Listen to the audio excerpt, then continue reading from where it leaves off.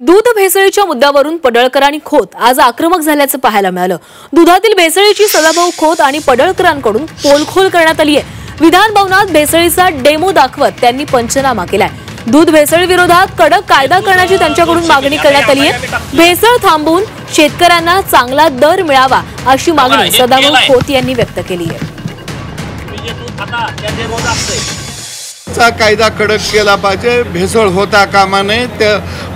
तिकडं तपासणी करणारे जे फूड ड्रगचे जे लोक आहेत त्याची संख्या वाढवली पाहिजे, ही मागणी आम्ही दोघं लावून धरू।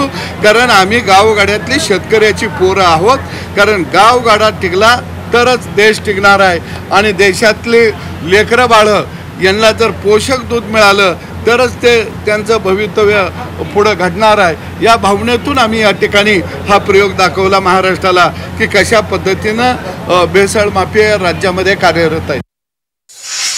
या दुधाच्या माध्यमातून जर लोकांना विष पाजण्याचा प्रयत्न होत असेल तर हे सहन करण्याचं कारणच नाही। या संदर्भात मी स्वतः जो आपला फूड अँड ड्रग्स विभाग आहे, जो आरोग्य विभाग आहे, अशा सगळ्या संबंधित विभागाची एक बैठक घेणार आहे आणि एक धडक कारवाई या संदर्भातली आम्ही करणार आहोत।